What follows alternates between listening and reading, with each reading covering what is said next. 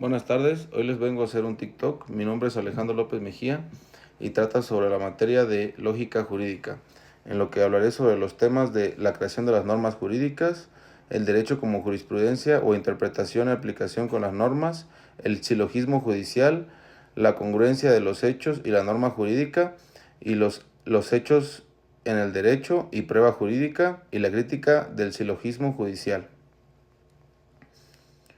Empezaremos con el tema de la creación de las normas jurídicas en México.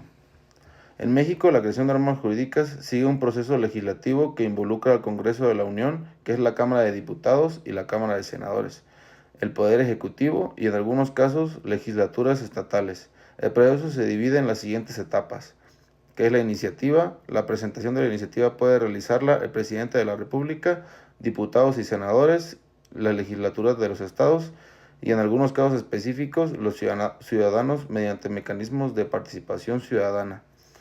La discusión, que es la iniciativa, es analizarla por las comisiones legislativas para evaluar su viabilidad de ley. Posteriormente se discute en pleno de la Cámara de origen, que es la de diputados o senadores, y si es aprobado pasa a la otra Cámara para su revisión.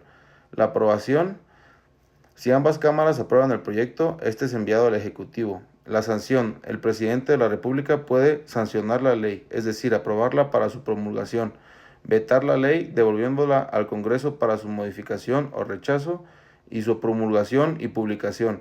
Si es sancionada por el presidente, es promulgada la ley y ordena su publicación en el Diario Oficial de la Federación, momento a partir del cual entra en vigor.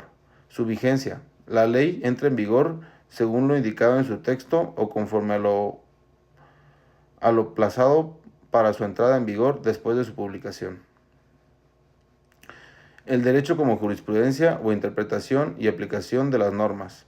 En México, la jurisprudencia es el conjunto de criterios obligatorios establecidos por los órganos jurisdiccionales, especialmente por la Suprema Corte de Justicia de la Nación, los tribunales colegiados de circuito y el Tribunal Electoral del Poder Judicial de la Federación. La jurisprudencia tiene un papel fundamental en la interpretación y aplicación de las normas jurídicas cuando existe ambigüedad o lagunas legales. La formación de jurisprudencia en México. La jurisprudencia se genera cuando se emiten cinco tesis ininterrumpidas y en el mismo sentido. Se resuelve un asunto de contradicción de tesis por sustitución de criterio. La obligatoriedad. La jurisprudencia es obligatoria para los tribunales inferiores y debe ser aplicada para resolver casos similares, garantizando la uniformidad en la interpretación del derecho. Seguimos con el siguiente tema, que es el silogismo judicial. El silogismo judicial es el razonamiento lógico que utilizan los jueces para resolver un caso concreto, aplicando la norma jurídica a los hechos probados. Consiste en tres partes: la premisa mayor, que es la norma jurídica aplicable; premisa menor, que los hechos probados del caso; y la conclusión, la sentencia o resolución.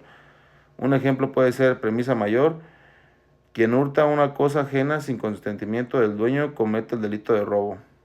La premisa menor, el acusado tomó sin permiso el teléfono móvil de la víctima. En conclusión, el acusado es responsable del delito de robo.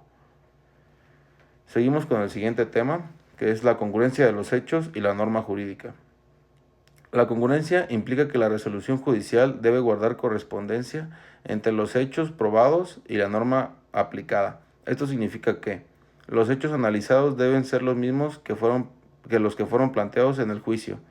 La norma jurídica debe aplicarse adecuadamente a estos hechos y el juez puede emitir una sentencia sobre los hechos no alegados o sobre aspectos no discutidos por las partes, por el principio de congruencia procesal.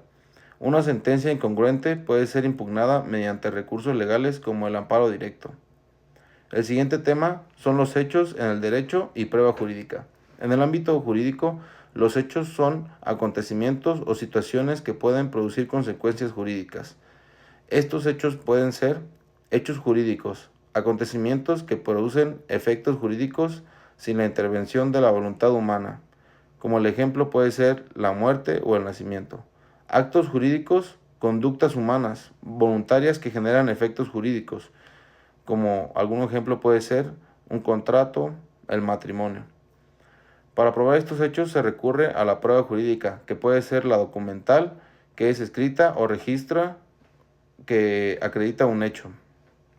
La testimonial, que son declaraciones de personas que presenciaron los hechos. La pericial, que es la opinión de expertos sobre aspectos técnicos. Y la confesional, declaración del propio interesado.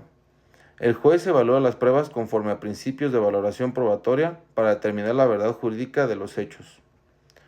Seguimos con el último tema, que es la crítica del silogismo judicial. El silogismo judicial ha sido criticado por su rigidez y simplificación del proceso judicial, ya que la reducción de la complejidad es un punto que, al limitar el razonamiento judicial a una estructura lógica, se ignora la complejidad de los casos donde los hechos son ambiguos o las normas son insuficientes.